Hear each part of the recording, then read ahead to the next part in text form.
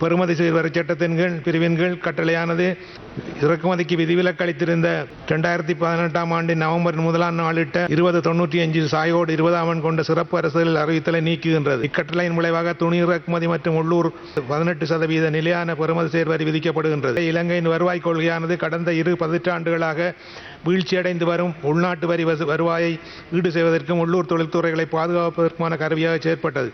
இப்பொழுது முன்மொழியப்பட்டுள்ள சட்டவாக்க கட்டளைகளின் கட்டமைப்பு அடிப்படையில் நன்மைகளை கொண்டிருந்தாலும் தொழிற்சங்கங்கள் மற்றும் நுகர்வோர் பாதுகாப்பு அமைப்புகளிடமிருந்து கடுமையான விமர்சனங்களை எதிர்கொண்டுள்ளன. இலங்கையின் 2வது பெரிய வெளிநாட்டு நாணய ஈட்டல் துறையான ஆடை ஏற்றுமதி துறையின் நடைமுறை மூலதனத்தில் ஏற்படும் பாதிப்பை மையமாக கொண்டுள்ளது. இலங்கையின் வலுவான உள்நாட்டு துணி உற்பத்தி தளம் இன்மையால் ஆடை உற்பத்தியாளர் தமது மூலப்பொருட்களை பெரும்போது இறக்குமதி செய்ய வேண்டியுள்ளது. பழைய சட்டத்தின் கீழ் துணி இறக்குமதிக்கு பெறுமதி சேர்வரை விலக்களிக்கப்பட்டிருந்தது.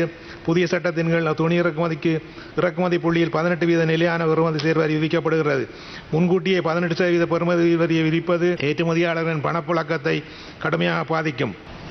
சேர்வரி செலுத்துவோருடைய வரம்பை 60 மில்லியன் ரூபாவிலிருந்து 36 மில்லியன் ரூபாய் குறைக்கிறது. இது ஆயிரக்கணக்கான சிறு மற்றும் நடுத்தர தொழில்களை வருமான வரி கொண்டு வருகின்றது.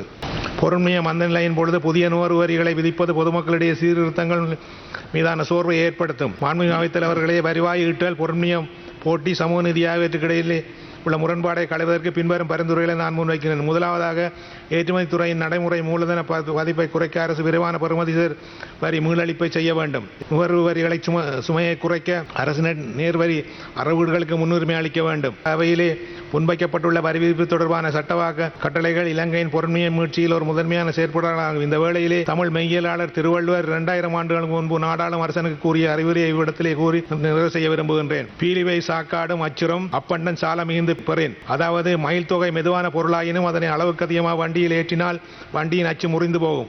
அதுபோல ஆட்சியாளர்களும் வரி செலுத்துவோர் மீது அளவுக்கு அதிகமான வரிகளை விதித்தால் ஆட்சி முறிந்து போகக்கூடிய இடர் அல்லது அபாயம் என்று கூறி எனது உரையை நிறைவு செய்கின்றேன். நன்றி.